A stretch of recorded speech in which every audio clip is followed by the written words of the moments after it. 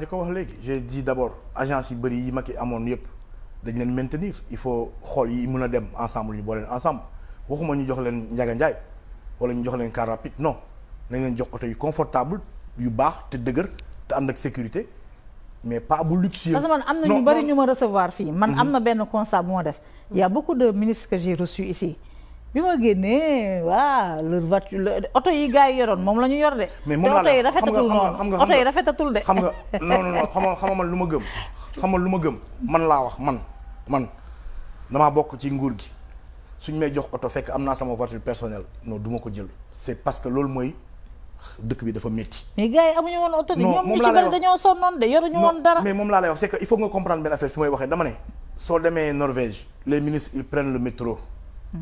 tey Sénégal même en France. oui Sénégal am nañ fi TER am nañ fi mais on a vu des ministres l'essayer si période Macky Sall. oui non xaw ma ndax essayer man mosuma ko gis. on avait vu Aly Ngouille Ndiaye. Mansour Faye également ça j'ai jamais vu. posté woon nañ ko. waaw non jour bi ñu koy testé. ñi nga xam ne am na ci ministre yoo xam ne parce que boobu c'était pas encore. non ministre yi nekkoon Diamniadio. waaw am na si ñoo xam ne dañ daan jël. TER bi à partir de la gare de Dakar.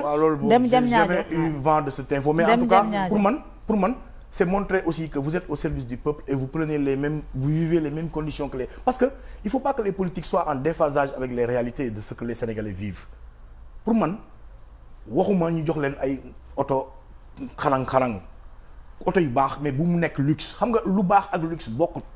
luxe mooy loo xamante ne nii pour nga def ci essence. mais ñoom bu ñu ñëwee je pense que jëndaatuñu ay oto. oui jëndaatuñu dañoo ñëw jël parc bi nga xam ne moom moo fi nekkoon. kon dégluwoo ma j'ai dit le parc automobile bi am dafa luxueux trop. dafa luxueux trop pour buñ buggee wàññi les dépenses de l'État daf ci war a bokk parce que benn oto bu ci nekk minimum pour mu jógee Dakar dem Diamniadio il lui faut 50 000 francs essence.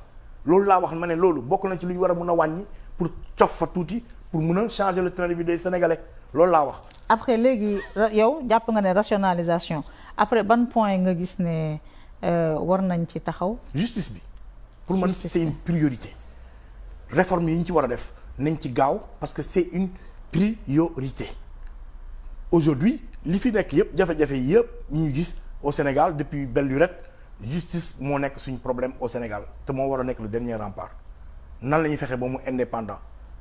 président waxoon na fi ay promesses damay génn ci conseil supérieur de la magistrature li ma gëm mooy na tenir sa promesse loolu laa gëm. mais c'est pas lui il dit que génn ci ak dugg ak toog ci. kon na ko def moom la yemale. non kon na ko mais def le problème c'est-à-dire mooy les magistrats. mais assises yi réglé na ko. assises de la justice yi les gens ont réfléchi sur comment ban mécanisme la ñuy def. voilà il faut ñu ibbi ko dugal ci truc état dina ci nekk. voilà mais ñoom dañoo souhaité. que le président de la République reste dedans. dootu ci am impact bi mu ci am bi mu ci am aujourd'hui il y a eu les assises def nañ ko ba waxtaan nañ ba réfléchir nañ sur comment le faire na appliquer loolu ñu ko jox ñun loolu lañ wax c'est-à-dire que promesse la tenir ko boo ko teniroo waxeet nga ça c'est une réforme très importante. mais il y a des promesses qu'on fait bu ñu nekkee ci opposition bi boo ñëwee ci nguur gi ba gis lan mooy la réalité du pouvoir. parfois parfois c'est difficile. De se conformer parce que président de la République. bi muy nekk candidat c'est une promesse qu'il a faite. mais bi ñu ñëwee moom mu pare pour respecter promesse bi je pense que au sein de la magistrature même. les gens ne sont pas d'accord et les gens sont en train de dire nañu moytu. le président de la République son rôle au conseil au supérieur de la magistrature genre arbitre la genre defar nu mu tudd.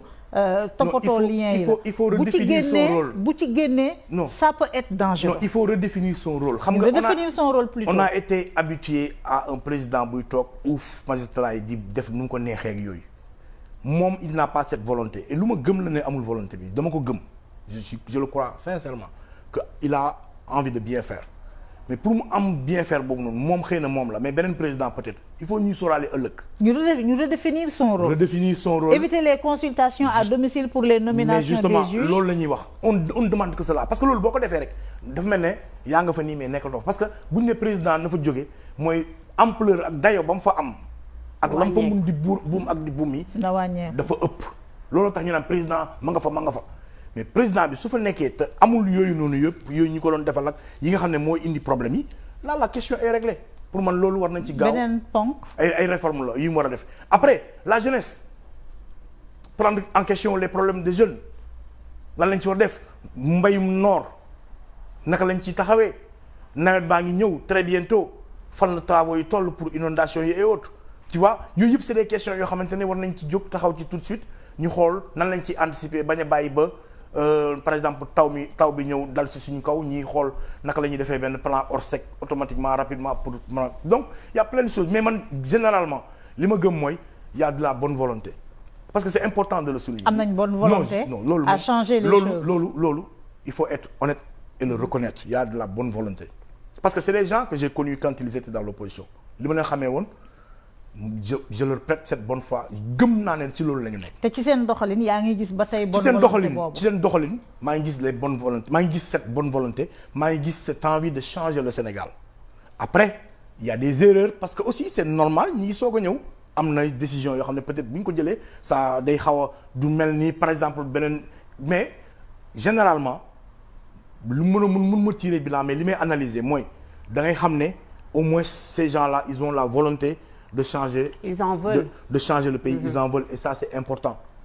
moo tax il suscite beaucoup d'espoir yàlla bu yaakaar tas te ñoom pour yaakaar bañ a tas dafay dépendre ci les actions yi ñuy poser ci les actes yi ñuy poser damay ñaan ñu ne mu nekk ni loi bi. oui damay ñaan mu nekk ay actes yoo xamante ne. appel à candidature bi.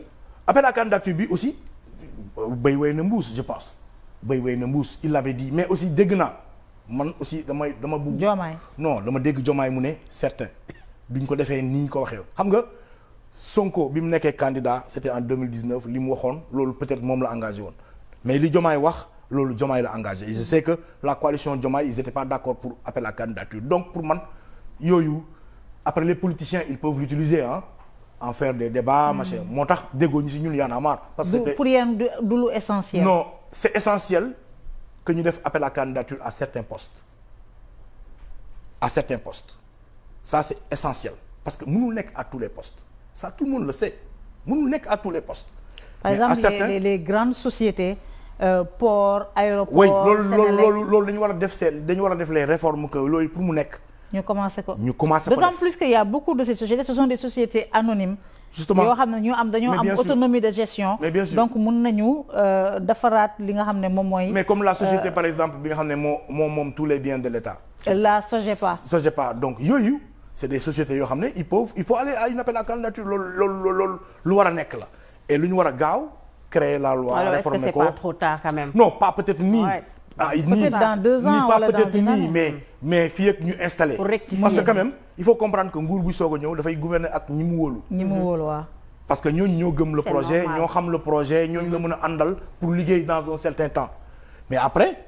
ils vont s'ouvrir parce que après il faut aller chercher les compétences partout où ils se trouvent parce que c'est des Sénégalais on est tous des Sénégalais man li ma gëm mooy ku am compétence war nañ la mën a woo nga ñëw liggéeyal Sénégal bu dee am nga compétence sàccoo jub nga waxoo dara mais pas parce que da ngaa xasoon daaw Sonko que mënoo liggéey loolu gëmuma mooy critère bi non loolu gëmuma loolu ay caprice xasoon nga Sonko non loolu caprice la loolu caprice mais c'est un caprice pris au sérieux. oui loolu c'est un caprice. président nommé na fi Samba Ndiaye ba tey jëlul fonction. loolu ay caprice la Awa Bokar Li nommé nañu ko CNRA. le collège des délégués du CNRA n'a toujours pas été installé.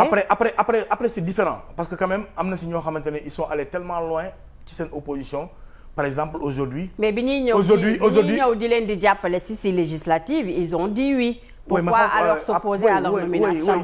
Samba Ndiaye il était avec eux. Oui mais il faut nga comprendre benn affaire que ne politiciens yi à un moment donné ñoom ñëpp dañuy dem. ils disent oui. politiciens yi attention Fuuta la ñuy tag ñoom dañuy wuti ji lu ñu lekk. dañu ànd gagné ba pare. voilà bu loolu politiciens yi la loolu c'est autre chose. ça c'est les calculs politiques qu'il y a avant les élections et autres mais man li may wax fondamentalement c'est ñu teg des bases solides.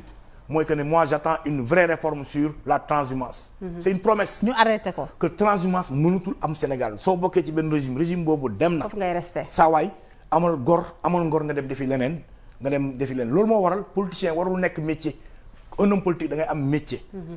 comme un activiste da ngay am métier. soo amee métier moo lay permettre bu loolu jeexee. nga dellu ci sa métier. Sadio Mané tey yi mi ngi fii nii parce que équipe nationale moo woote. mais bu ma siy jeexee day dellu ci métier am dootu ko fi gisaat muy toog di taxawal Sénégal loolu mooy Y'en a marre pour ñun que bu ñu suñu réew soxlaa ñu wàcc suñ ci paree ñu dellu ci suñu ay